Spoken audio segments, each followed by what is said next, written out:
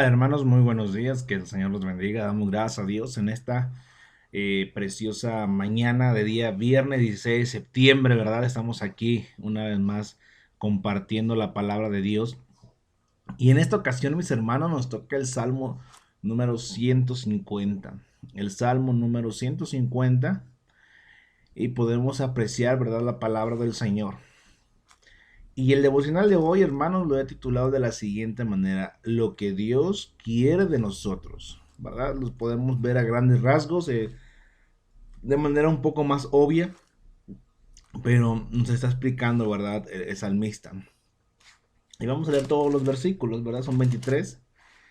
A manera de lectura leemos cierta porción, la explicamos y vamos hacia adelante, hermanos. Así que, esperando que esto sea de bendición a tu vida, y empezamos. Dice: el Dios de dioses es salmo de Asaf, no es de David, no es de los hijos de Coré, es de Asaf, uno, ¿verdad?, de los valientes de David.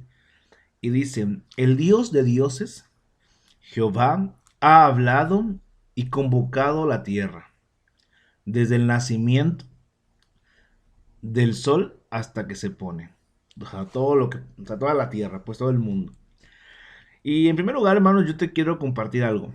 Cuando dice el Dios de dioses, se refiere desde el lenguaje humano, ¿verdad? ¿Por qué? Porque recordemos que en la historia de Israel, algo muy interesante era que, pues siempre todos los pueblos paganos o cualquier nación tiene su propio Dios, ¿no? Lo podemos ver inclusive hasta en nuestros tiempos, ¿no? México tiene diferentes de formas de adorar y bueno, igual en otros países. Entonces, no, lo digo esto porque no es que realmente existan esos dioses, porque recordemos que no hay Dios más que Él.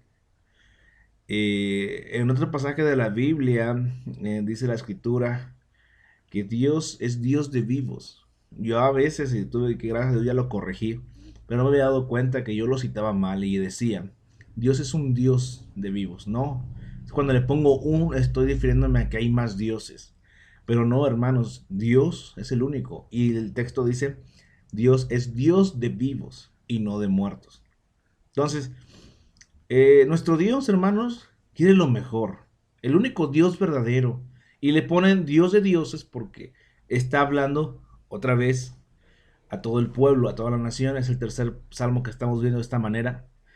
Entonces, quiere lo mejor para nosotros. Vamos a ver, vamos a ir poco a poco, ¿no? Vamos a ir viendo. El versículo 2 dice: Dios, de Sión, perfección de hermosura, Dios ha resplandecido. Noten, hermanos, cómo se hace la reverencia y se refiere a Dios con gran elocuencia, gran exactitud. Entonces, versículo 3, vámonos rápido, dice: vendrá nuestro Dios y no callará. Fuego consumirá delante de él y tempestad poderosa le rodeará, ¿no? Está describiendo al Señor, lo que Él es, lo que Él puede hacer, su soberanía.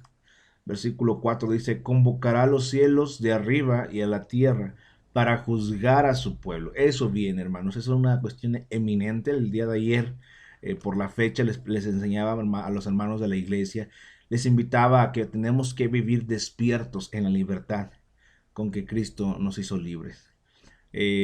Muchas de las veces el cristiano duerme, y eso lo dicen Romanos, dice: es hora ya de despertar del sueño. Y también en una carta del apóstol Pablo dice: despiértate tú que duermes, ¿no? Y te alumbrará Cristo, ¿verdad? Entonces, en otro pasaje dice: Dios es luz y no hay ninguna tinieblas en él.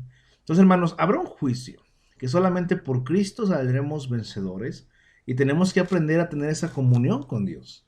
Y es lo que yo te quiero compartir en esta hermosa mañana. Versículo 5 dice: juntadme, mis santos, los que hicieron conmigo pacto con sacrificio, y los cielos declararán su justicia, porque Dios es el juez. Selah. Recordemos, hermanos, que en esa época, ¿verdad?, hacen sacrificios.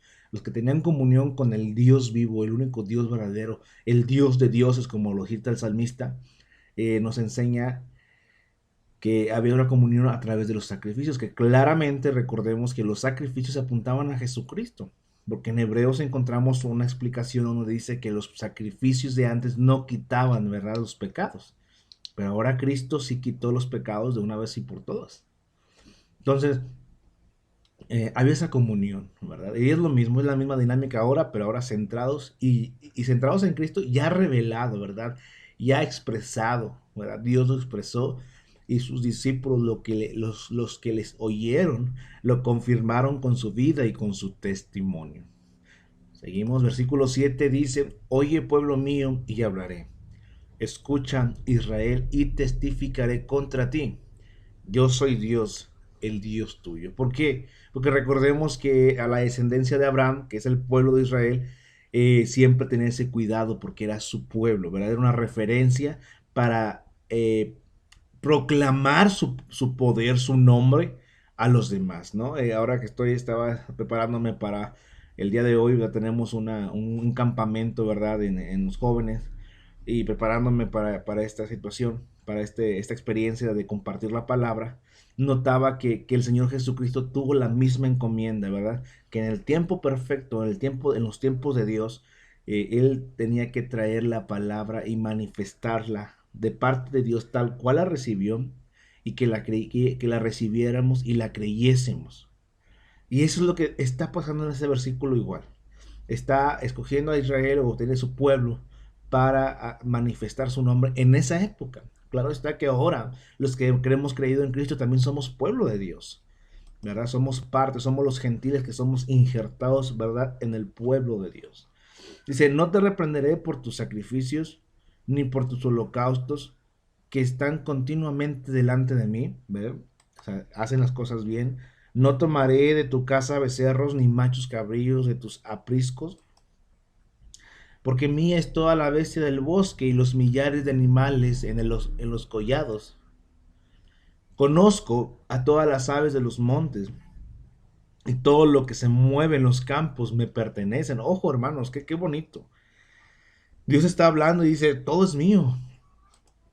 ¿Qué necesito de ti? Versículo 12 dice, si yo tuviese hambre, no te la diría a ti, no te lo diría a ti, porque mío es el mundo y su plenitud. ¿He de comer yo carne de toros o de beber sangre de machos cabríos? Entonces, hasta aquí, hermanos, está haciéndole ver al pueblo de Israel que Dios no tiene necesidad de saciar la necesidad a través, ¿verdad?, del mismo pueblo. Si yo te lo tengo que decir, yo soy Dios. Y qué bueno es eso, hermanos. Qué bueno que existan líneas así para hacernos entender que el que necesita del uno del otro es de nosotros, necesitamos de él. Y entonces él está hablando con poder, está hablando con autoridad acerca de quién es él y de lo que quiere de nosotros.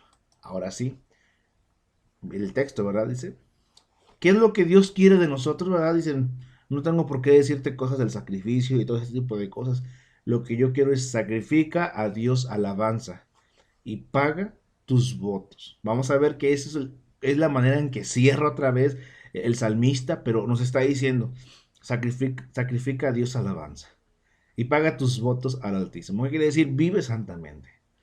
Recordemos que en el Nuevo Testamento, también otra vez en Hebreos dice que a Dios le gustan los sacrificios de alabanza. ¿Qué es lo que tenemos que hacer? En Hebreos 13, si no mal recuerdo, sigue más adelante. E invócame en el día de la angustia. O sea, clama a mí, ten esa comunión conmigo. Estaba leyendo igual otra vez por la predicación que voy a dar.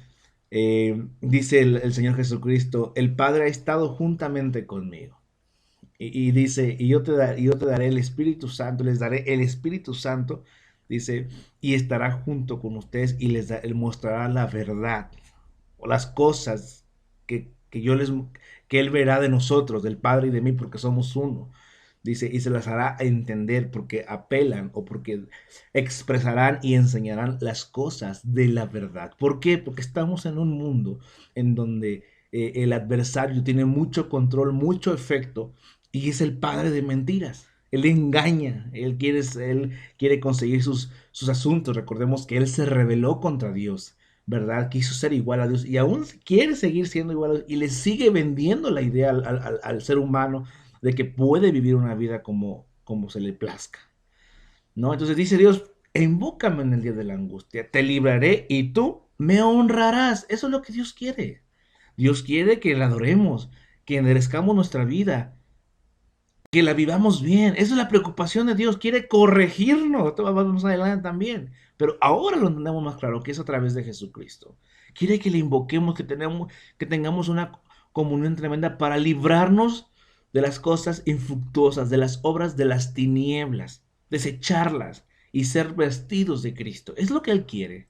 Dice, y Él nos libra. Y sigue siendo la misma dinámica, nomás que ahora tenemos más clara la situación a través de Cristo y el Espíritu Santo, que Dios Padre, Dios Hijo y Dios Espíritu Santo son lo mismo.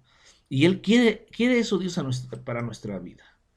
Dice, pero el malo, dijo Dios, que tienes tú que hablar de mis leyes y que tomar mi pacto con tu boca. O sea, le está diciendo, tú ¿cómo estás? Pues porque estás tan lejos de mí que no entiendes lo que te estoy diciendo. Pues tú aburres, ¿es de qué? La corrección. Y echas a tu espalda mis palabras. Dicho de otra manera, echas en saco roto lo que te estoy diciendo. El malo, el que no quiere saber de Dios. Ahora, cuando dice pues tú aborreces la corrección, hermanos, realmente cuando dice la corrección, creemos como que nos va a doler o que no, hermanos, es que recordemos que nuestro cuerpo, nuestra vida, todo nuestro ser está corrompido, está, está en gran manera en una condición depravado, está echado a perder, vamos a decir así. Entonces, Él quiere corregirnos. Entonces, viene enseñándonos la dinámica de cómo corregirnos, que es, Él nos corrige. Dice, tú no quieres ser corregido por mí. E ignoras lo que te estoy diciendo. Y entonces entendemos que en la época de David, o de esos tiempos, y de siempre, siempre ha habido algunas personas que quieren y desean esa comunión con el Creador. Es algo precioso, hermanos. Versículo 18 dice, si veías al ladrón, tú corrías con él, y con los adúlteros era tu parte. Tú sabes mi ley, conoces mis palabras, pero a ti no te importó, dice el malo. Versículo 19, tu boca metías en mal, o sea, en chismes, en problemas, en contiendas, ¿verdad? Y tu lengua componía engaño. O sea, está escribiendo la naturaleza de nuestro ser y Dios quiere corregirnos de todas esas cosas. Ahora en Cristo es posible, vuelvo a repetirlo. Tomabas asiento y hablabas contra tu hermano, contra el hijo de tu madre ponías infamia, eras mentiroso, dice la escritura. Eras de lo peor. Estas cosas hiciste y yo he callado. Pensabas que de cierto sería yo como tú, pero te reprenderé y las pondré delante de tus ojos. Qué precioso es eso, hermanos. Cuando Dios confronte tus pecados, hermanos, yo te doy un consejo. Arrepiéntete, porque tenemos a un Dios, tenemos al Dios vivo que es sumamente misericordioso y que nuevas son cada mañana sus misericordias. Así que es algo precioso. Qué bueno que cuando Dios hace eso y nos pone delante de nosotros nuestros pecados. Versículo 22 y dice, entended ahora esto lo que os olvidáis de Dios. No sea que se despadace y no haya quien, no sea que os despadace y no haya quien os libre. Hermanos, decía el Señor Jesucristo, no teman al que mata el cuerpo, temed al que mata el alma, al que tiene poder para destruir el alma, para corregir, para destruir el alma en pecado. Y por último, recuerden lo que les dije, ahora dice, el que sacrifica alabanza me honrará, y al que ordenare su camino le mostraré la salvación de Dios. ¿Por qué? Porque la única forma de que sacrifiquemos alabanza, que la adoremos para honrarle y ordenar nuestros caminos cuando Dios nos muestra la salvación. Y recuerden, hermanos, que en esa época miraban hacia el futuro, el sacrificio de Cristo. Leyendo otra vez, dice la escritura que Abraham cuando vio ese día, se gozó mucho porque venía Jesucristo, le decía a los fariseos. Ahora nosotros estamos mirando hacia atrás al pasado, pero que ese pasado tiene un efecto continuo en nuestro presente. Aunque ya sucedió hace 2000 años, tiene un poder de salvación siempre para vivir en santidad. Y es lo que dice Romanos, hermanos, que cuando vivimos en santidad, dice la escritura, tenemos como fruto la salvación y como resultado la vida eterna. O sea que la salvación de Dios nos guía a la santidad siempre. Así que hermano, que Dios te bendiga. Esto es lo que Dios quiere en nuestras vidas. Que nos dejemos corregir por Él a través de su poder, de su palabra y de su gracia. Que Dios te bendiga, hermano. Excelente y precioso viernes, fin de semana. Y creo que para muchos es puente. Que Dios te bendiga, hermano. Saludos, el hermano Eric Yael.